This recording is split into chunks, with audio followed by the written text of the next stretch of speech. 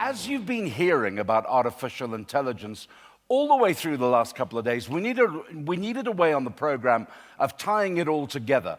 And it's all well and good about talking technology, but Johan, the speaker I'm about to introduce you to, is very human rather than technology-centered around AI advocacy.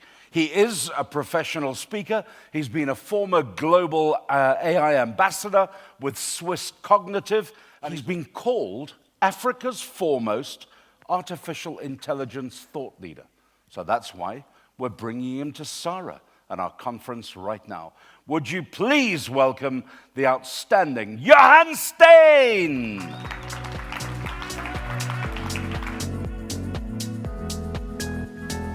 Hello everyone. Luckily I was just released from parole so they could switch us around as speakers. Michael, thank you for that introduction. I do about 3 conferences or training sessions with corporates a week, and I'm always a little bit wary after such a great introduction because you might be left with the assumption that I actually know what I'm talking about. And I spend about 2 hours a morning reading and watching videos to keep on upskilling myself about artificial intelligence because it's moving so quickly, but it is greatly misunderstood. Now, I was looking over you sitting there just before I came up. One of the worst speaking slots on a conference schedule is the one after lunch. The other one is the last one before the party. And I was speaking at a big supply chain conference in Cape Town 2 weeks ago, and I looked at everyone. It was massive. Everyone on their laptops and on their phones. And I understand it because in the meanwhile your day job's going on, but I could see the energy of the audience, and I thought, oh my word, this is going to be bad. And as I walked onto the stage, I thought of a plan. And the moment I announced it, I realized I might be in big trouble here. Because when I went to my second slide, I said, have any of you noticed the deliberate spelling mistake on the first slide? Everyone looked up. And I said, there's one more spelling mistake, and if you see it, put up your hand, and there's a prize for you. But can I just be blunt? I was shitting myself because there was no prize, and I wasn't sure if there was another spelling mistake. But yeah, hopefully you will listen to me. And I was at another conference last week, a physiotherapy conference in Cape Town, 600 physiotherapists. About AI, and it's quite interesting how it can impact the medical industry. Yesterday I was at the Western Cape Blood Service, how they can use AI for tissue transplants and for blood transplant. Very interesting. At the end of the physiotherapy conference, a lady came up to me and she said something that really encouraged me, because you almost never receive feedback as a speaker. When they invite you back, you know it went well the previous time, but rarely people will come and talk to you. And she said something, and if there's one thing in this short talk I can leave you with, hopefully you would be able to say something like this. She said to me, thank you for the talk. I think I understand AI a little bit better now, and I'm no longer afraid of it. And I thought, I did my job. It's hugely misunderstood in this post-ChatGPT world. For there to be artificial intelligence, we have to assume there is intelligence. And when I look over you guys, I can see there's intelligence, okay? It's a fake video. The feet doesn't touch the ground, all right? AI cannot do that. You'll be surprised how much it cannot do.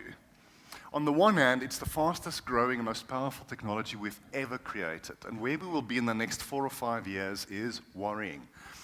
Models like ChatGPT and other large language models will be about 1,000 times more powerful in 3 years from now.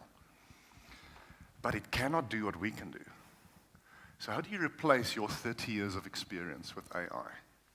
How do you replace that meeting with a colleague or a friend or a loved one, understanding, showing empathy? You can't replace that. But look at this technology to replace the stuff that you should not have been doing in any case. The mundane, lower value, repetitive tasks, the reports, the meeting notes. It can easily do it at the moment, so that it can set you free to spend time with people and on the work that you are really good at. So we have 2 kind of extremes that we potentially can see this technology as. The one is obviously Terminator, Hollywood movies, it's going to kill us, it's going to take our jobs. The other one, it's the best thing since sliced bread, let's just AI everything. Obviously, somewhere in the middle is the right view there. People in the past that I dealt with were all mostly very fearful of this technology. But after ChatGPT, people are now overly excited about it, which is even more dangerous. I do deal with a lot of companies, big companies, where I help them with their AI strategy. And I typically walk into a meeting, and there's a bunch of people in the boardroom, and the question is, or the statement is, we want to AI stuff, help us. Or we want to use AI. And I've never had a good answer to the first question that I ask. To do what? What do you want to AI stuff for? We went to a conference, we heard it's great. We read a book. Something that I see these days that's really worrying is that we are mandated by the top to start AIing stuff. Now, if my KPI and my promotion depends on AIing stuff, again, I'm going to be blunt. I'm going to just AI the crap out of everything, whether it makes business sense or not. Here's a challenge for you.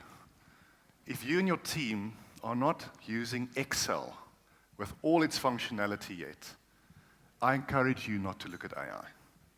If you're not using the tools you've got already, don't use it, because it's not the silver bullet that will fix things. Let me get through my slides, because man, this is like a 3-hour talk. Quickly, we are human, we are tool creators. We've been doing it for about 200,000 years. What makes human different than primates and other animals is we can actually make tools, and with those tools, fashion more tools. But it's the first time in our history as Homo sapiens, if we think of generative AI and large language models, where the tools we create can create tools by itself. And that's scary. Because what if we lose control of it? And we, to a large extent, already have. But I'm going to talk about the good stuff today, not the bad stuff. The bad stuff is bad. Future of our children, regulation, and the like. A great way for me to explain the difference between automation and AI is a coffee machine. I will often sit with customers, and what they are actually talking about is automation, not artificial intelligence. We've been using automation in our businesses for years. You know, document automation, workflow automation, process automation. But those are, let's call them dumb technologies. They're like a coffee machine. Because a coffee machine is an automation machine. I click on the kind of drink I want, and it knows how much coffee, how much milk, what heat, and it produces my cappuccino for me. But that thing doesn't think, it doesn't predict, it doesn't see patterns in the data, and it doesn't know me. So that's automation. But imagine it could do the following, just to explain simply what is artificial intelligence. Imagine it knows from the way we've used it over the last month, what are the favorite drinks in our business or on the floor in our business. And accordingly, it starts automatically ordering that stock from the supplier because it knows it makes 80% more cappuccinos than coffee. It knows it itself through the data.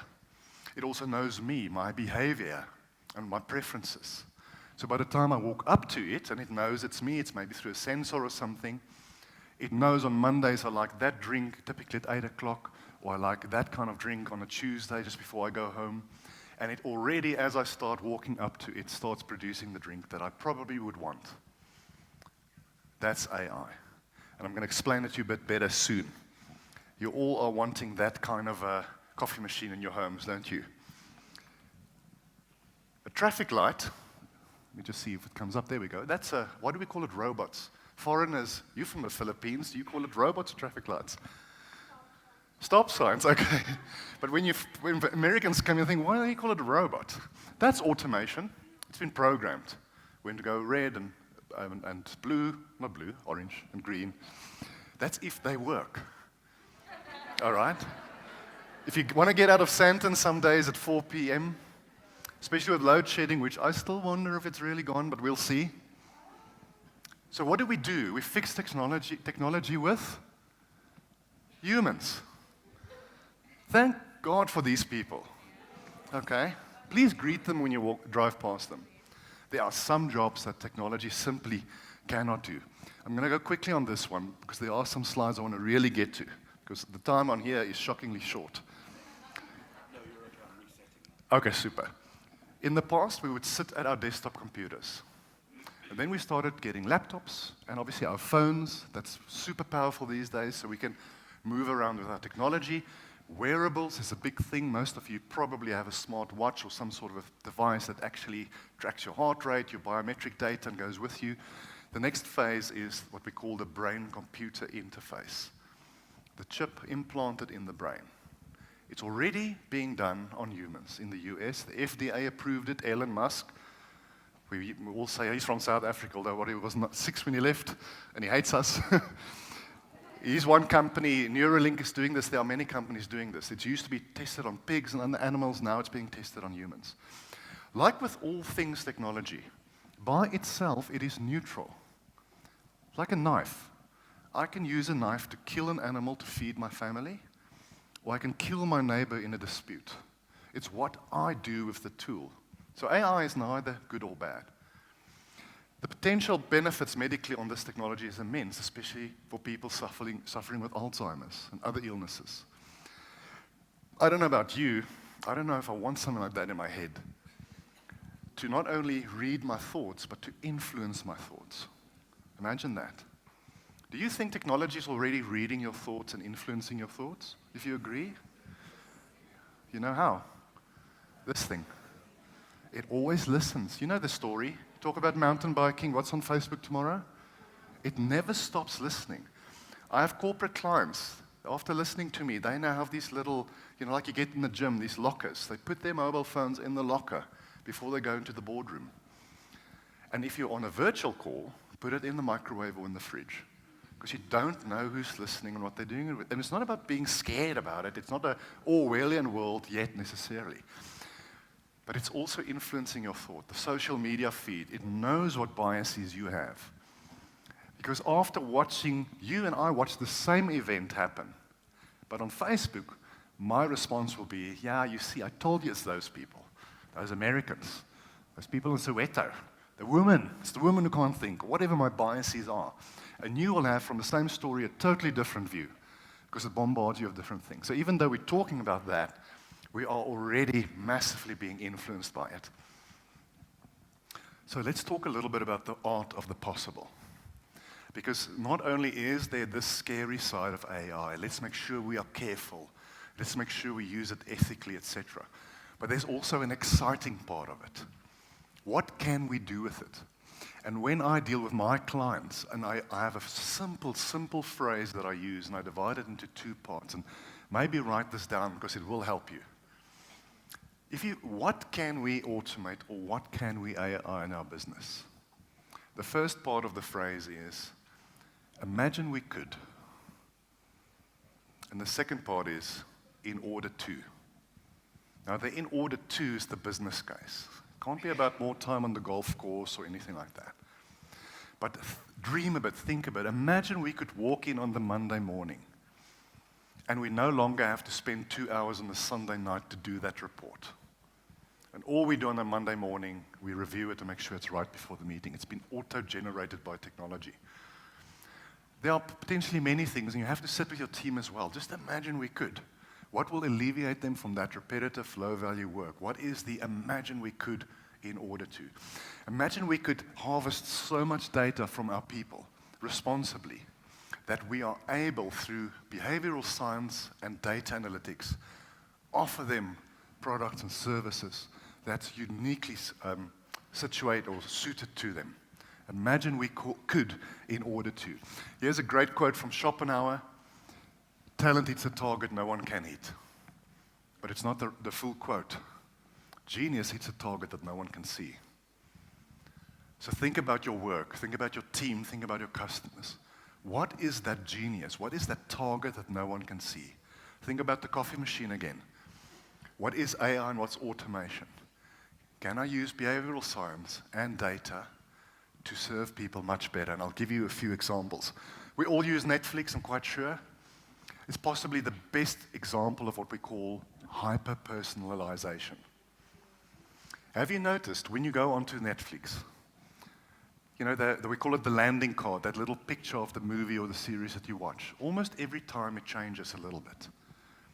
It's situated on different spaces on the screen, and the color of the background changes and the image changes.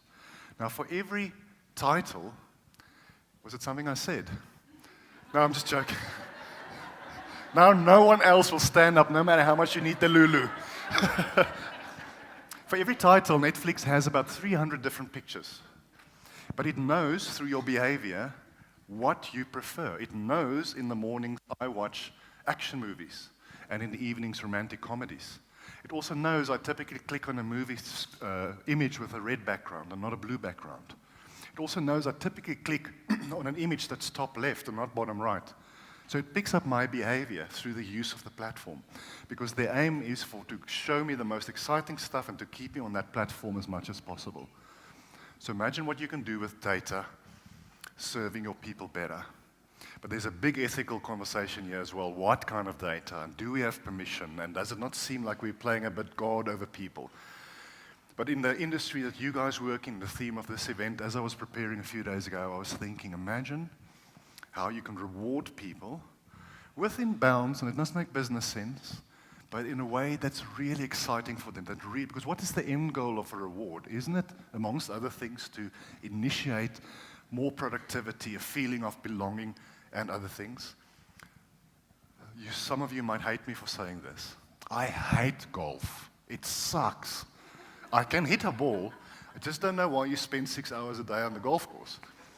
So if I work for you and you give me an incentive to win golf training or free golf membership, I would think you suck. I'm going to do nothing to win that award because you don't know me.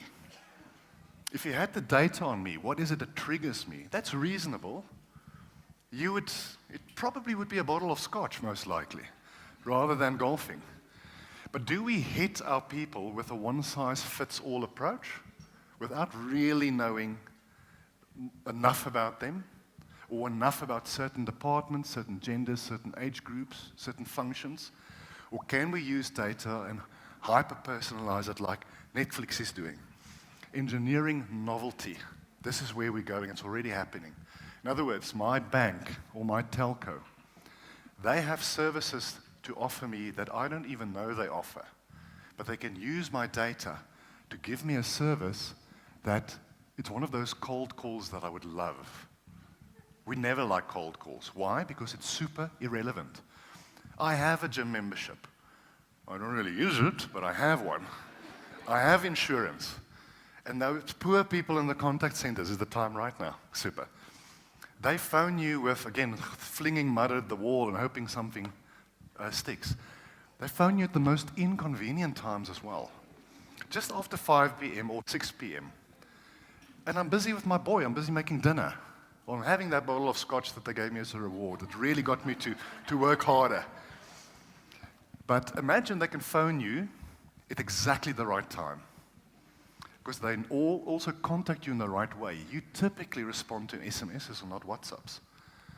Or you like it if somebody calls you that's maybe younger or female, because you resonate with that voice, whatever it is. And also, what is that opening line? Because you know what normally happens? You can hear this. It's like, hello, hi, Johan speaking, and then you hear call center noise in the background. Then, hello, is that Mr. Steyn? Yes. Can you just confirm your ID number? No way. We can do better. There's some companies locally that I work with that's using this kind of data. And some of them are doing debt collection, which is a very difficult job. And you catch people at a very vulnerable part of their lives. But if you approach them the right way, and they use ChatGPT to write that opening script for each customer, given the data they have. Because, and again, I know we have cultural differences, but the moment somebody phones me and doesn't say immediately who they are, I'm already offended. But some of our protocols is they will phone you and say, hello, how are you? And it offends me immediately. And I would typically just say, I'm good, without asking them back. You must try that. And then they will go, I'm also good, thank you. And then they go on to the call. But what if you can phone me with a product and a service that I'm so glad because I didn't know this exists? Imagine you can do that. My mobile phone provider. So I've been using Apple phones and laptops and iPads since it came out. Why am I getting Huawei advertising with every email? Don't you know my behavior? I had to upgrade in August my contract. So it's a huge churn opportunity because I can keep my number and go to the other network. No one called me. I'm sure many of you have experienced this. They should have said, Johan, looking at your data, the data we have on you, we can see how much data you're using, where you're using your phone, how often you're using it, what kind of apps you're using. We've got 5 new iPhones, but that one is perfect for you, and you'll probably save 500 Rand a month if you buy it right now. I would love that cold call. So what did I do? I phoned them, begging to upgrade, and they dropped the call 3 times, and they never phoned me back. As AI increases in power, for me it seems like humans' intelligence and common sense decreases exponentially. I'll give you another example. One of my clients are one of our big 4 banks. Their retail banking team invited me to speak to them about using AI and our massive use cases. But I'm also a client of the bank. So I was a bit sneaky. Are you guys still with me? All right. Otherwise, I'm going to show you the spelling mistake because there is one on one of the next 3 slides. Not really. So I walked into this boardroom, banking execs, talking about AI and retail banking. And I did something sneaky, and I thought, if I get this wrong, I'll lose this customer. But I wanted to make a point. And as we sat down, I said, do you guys mind if I make a quick call? I said, okay. So I phoned that bank's contact center, and I put my phone on speaker. And I said, we can start the meeting when you answer my call. 45 minutes. All right? We all experience this. The problem is, which bank do you go to if your bank sucks? Because they all suck. All right? They didn't believe their ears. And you know why? Because none of them ever phoned their contact center. If you're an exec, when last did you speak to your company's chatbot? Probably never, because they suck. I hate chatbots. It's a frequently asked question, glorified thing. I asked my bank the other day, but what day will I receive my card? I ordered a new card. And they said, we typically deliver between 5 and 7 days. But that's not my question, the answer I was looking for. And then I said, when I ordered the card, where did I ask you to deliver it? Because I couldn't remember. And it gave me a link for all the branches in Gauteng. Now, why do we have to sit and accept this kind of nonsense? Everyone is on this AI journey. Our biggest bank is currently spending 25 billion Rand on technology. It was in the news 3 or 4 days ago. Of the big 4, they're all pretty much between 10 and 25 billion Rand. But then you can't just, your chatbot sucks. What are you spending that money on? But imagine you can use the data and not just serve your people better, but you can estimate and predict what they would need. Think the coffee machine again. What is AI? If we really dumb it down, it's the typical answer is it emulates human intelligence. You know, that's not wrong. But it sees patterns in data, and it makes accurate predictions. That is AI. I want to give you a use case I was working on recently. Now, what I'm about to explain you, it took a while to get it right. We had to train the models. We had to understand the business and how to access different systems. When we got it right, we literally could execute the value stream that I'm about to explain you without any human involvement. But you have to still test it now and then because it will get it wrong at times. You receive an email from a client saying, do you have stock on product XYZ? The AI extracts the data. Firstly, it pings the CRM system. Is this actually a customer? It pings the financial system. Are they in good standing? Can we sell to them? It pings their master services agreement. What are the penalties and the discounts that we've agreed with them? It pings the warehouse to see, do we actually have stock? If you have an agreement with your vendor, and we call it API calls, you can actually ping the vendor's warehouse to see if they have stock and if you don't have stock. And then it starts looking at the geographical location of the customer. It looks at the weather patterns, the road conditions, so the whole supply chain. And within 5 seconds from receiving that email, it goes back to the customer and say, yes, we do have 3 on stock. But remember, if you buy 4, you get 10% discount on all of them. We'll have the 4th one in about 2 days. And we can deliver it to you on Thursday at 7 a.m. Are you okay with that? Click the button. Now, it's a simple use case. But that is AI in action. Now, think in your own day-to-day life. Automating data that you're receiving, requests, emails, looking at the sentiment of that email. Is that person frustrated? Are they excited? What is and you don't want to spy on people, but what's the average sentiment in your whole workforce or in your whole team, given the kind of emails that they are sending around? What will trigger them? What will get them excited? So engineering novelty, giving people things that they didn't know they can get, and suddenly they need it, they desire it. Remember this TV series, Undercover Boss? For those who can't remember or don't know, they would take a CEO and they would disguise him or her and they would put them amongst the worker bees, on the factory floor, in the fields, or in the call center, without anyone knowing it's the actual boss. And what I love about this is that exec would then hear and see things that they never realized before. Because you are 15 layers above the people doing the actual work. And the board pack that you receive every month, you can never trust. You know what I call these corporate layers? Bullshit filters. Because what you get at the top is never the same as at the bottom. And everyone's covering their asses as they're reporting up the chain. All right. Recently, Nedbank had a new CEO join them from ABSA. And I love this story. Was it 2 months ago? On his first day, he walked into a Nedbank branch and opened an account. No one knew who he was. And he already saw that there's trouble coming my way in this job. And it's not a Nedbank problem. I mean, go to any bank branch. He wanted to experience it himself. Now, hopefully, that kind of initiative will keep on going on in time. Consume your own products. Use your own chatbots. Reply to your own surveys.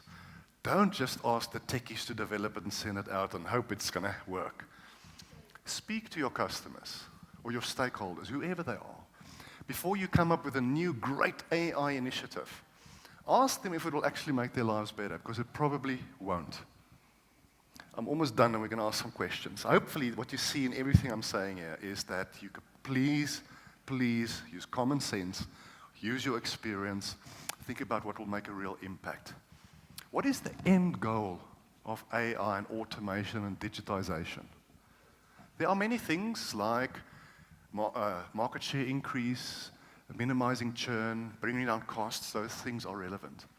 But the two ultimate things to aim for is efficiency and effectiveness.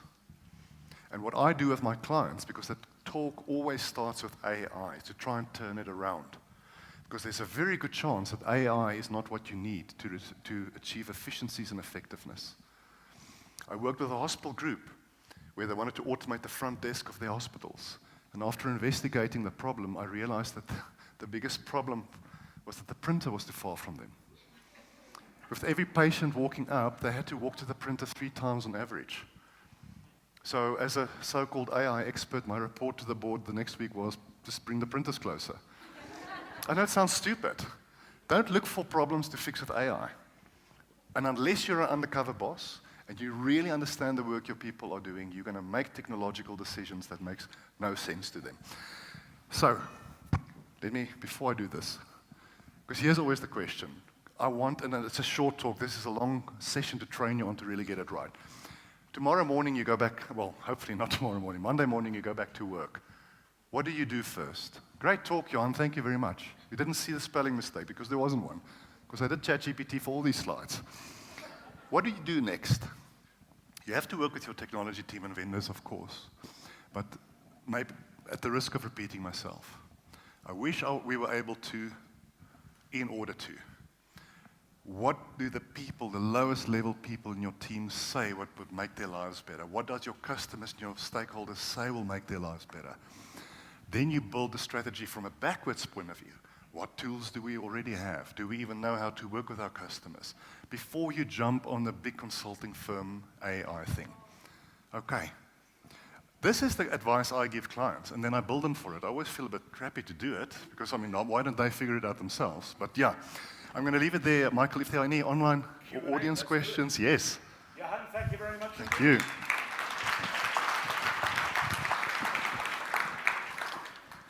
Brilliant. Let's bring up that QR code, if we may, one more time for Slido. I'm sure there may be questions that are coming through. Oh, here they are. They're coming in already, thick and fast. Can AI help reduce pay gaps based on gender, race, or other demographic factors? It's such a great question, because one of the biggest problems with this technology is biases in the data sets. We as humans are all biased, but as long as you know you're biased.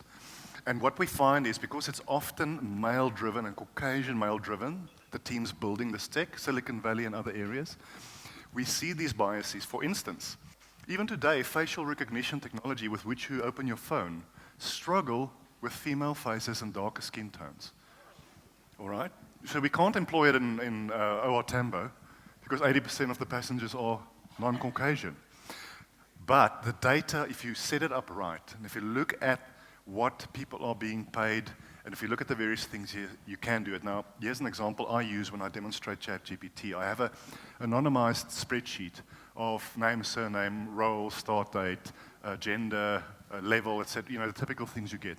I literally copy and paste that into ChatGPT and say, analyze it. It's one of the worst prompts you can give because it's a short one.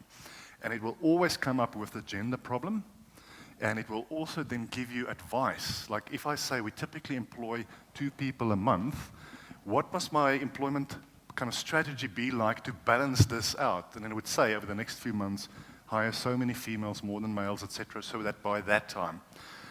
So the answer is yes, it's a bit complicated, but not super complicated, as long as you're aware of this, because we are biased. I was biased yesterday. Can I quickly tell the story? Of course you may. Ladies, you all will have to forgive me, agree up front. Because I'm biased too. And you know why? Because of the way I grew up, the way my mother was treated in our house, the way my sister was treated, as long as I'm aware of it. As we were taxiing out of Cape Town Airport, the pilot comes on. Weather in Joburg's great, it's going to be 2 hours, blah, blah, blah. But it's the wrong voice because it was a lady. And then I realized both pilots were ladies. And honestly, I had a split second of, oh shit. Sorry. Which is stupid. Luckily, I immediately realized it. So we are biased, but let's not build it into our platforms. Forgive me, please. Wow. That's a confession. I need bodyguards to get out of here. So we have had a lot of people through the conference, though, talking about the elements of what we can do with it in the remuneration business right now. You know, that thing about tailoring packages based on individual skills, performance, those kind of things. Where does AI help best in that particular regard? In its infantile form right now. It will get better, we know that. But what should we be looking at right now from the get-go? The one way you can do it is to take the as-is picture. So how are we remunerating people at the moment? And bring that data into a platform to analyze it for you, because it will pick up nuances and discrepancies. Then the question is what to do with that. The other way to do it is to take the data and say, again, I wish we were able to. So this is the ideal picture, but how do I move from where we are now through looking at the data and get to that ideal picture? But then also, this is the kind of people I want to recruit over the next 3 months. Again, the gen, I don't know what alphabet number we are at the moment, and this kind of gender, this kind of geographical area. Based on how we typically remunerate, how should we adapt it within our policy structure to attract them better? Those are the kind of things I would say. But unless you have the data and know what you want to do, AI will never be able to help you. It's going to help you a lot with data right now, manipulating data to find out information that becomes valuable from it. Yeah. To see the patterns and the trends emerging. That's the one place to go. I love this question. My employer has an obsession with hyper-personalization. We've been asked in HR to hyper-personalize the employee experience. Is it possible without AI? How good is your Excel skills at the moment? Back to that point. Yeah. Okay. And what does hyper-personalization mean? Does your boss know what he or she even means? Because hyper-personalization is also walking past somebody saying, you really look down today. Are you okay? Can we help you? It's caring for people. So the answer is not AI. AI can help with it. But if you can't define what it is that you're trying to achieve so that people could feel safe. I had a client a while back that wanted to fix a toxic leadership environment with an AI tool. Like how? Again, that's... So, and unless you know from your team what will make them feel safe, wanted, drive the ambition, forget about AI. That will be I would firstly say the premise of that question is very stupid, and you can quote me on that to your boss, please. Right. As a beginner in AI, where do you suggest I would start in upskilling? For me, I pay for ChatGPT. I don't take the free version because it's slower, more backward. Would you start there on a ChatGPT?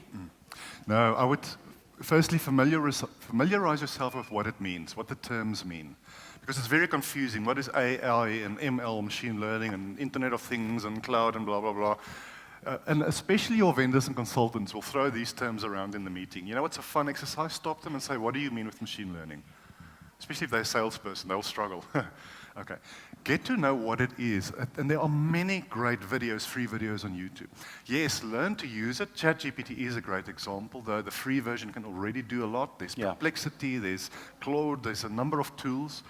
But you have to learn to prompt it. Remember, the biggest skill we have as humans is articulation. Prompting is also articulation. What do you ask it? How do you ask it to get what you need from it? But you don't have to become an AI expert. Focus on your specific area of expertise and how it reads up. Keep on upskilling yourself, familiarizing yourself with how it impacts your specific line of work. There are companies like Google and Microsoft and others have thousands of training platforms online that you can utilize. What will not help is if you're lazy, because you will not be upskilled. There's actually there's so much online that you have no reason not to upskill yourself. One of the best places as well may well be go and find cheat sheets that get you into the terminology of what's in AI. Don't fall into the trap of paying for these so-called snake oil salesmen who will sell you stuff via Facebook and LinkedIn and X and all those platforms. Just go and find some cheat sheets, read up on them, get the background material. And it's pretty much common sense. It's not much more difficult than that. What was your most revolutionary AI implementation project? There were many, many. Okay, so I'll give you one. We are moving from an era of asking questions to being answered. So for instance, if you do a Google search, do you get the answer? You get homework. You get the most probable links containing what you're looking for. It's very accurate. Same is true with all the search engines, although they are changing, that you actually get the answer. So here's the use case I worked on, and it really meant something for people. If you work in a large corporate, to find information is always a pain. Okay. Even if you go to HR and say, what is our leave policy? They probably will struggle to find it and give it to you. You know? Okay, does it resonate?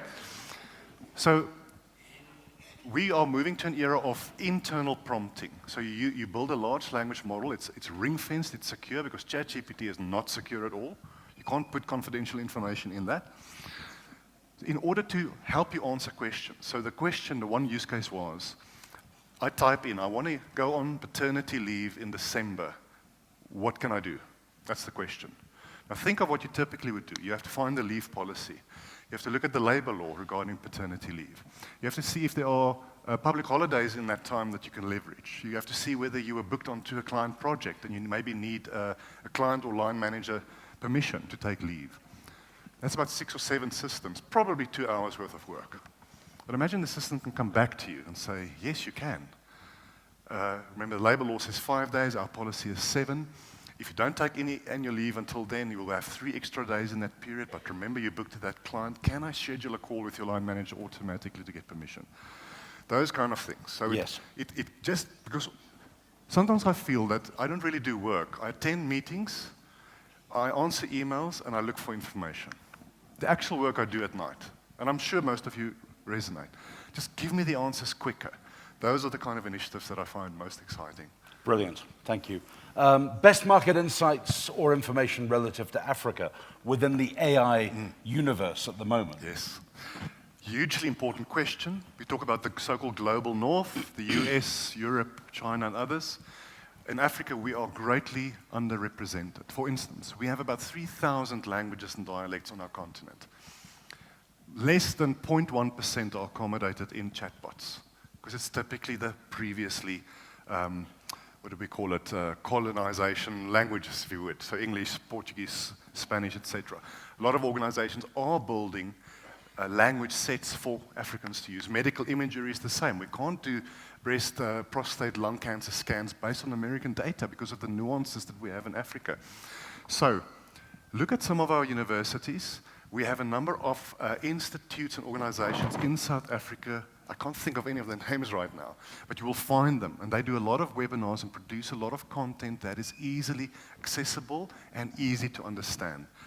But we have to take these great platforms without reinventing the wheel, but use it in a context when it comes to our country, our socioeconomic circumstances, our diversity and the like. Otherwise, it won't work because it will only serve people who look like the people or think like the people who created it. Yeah.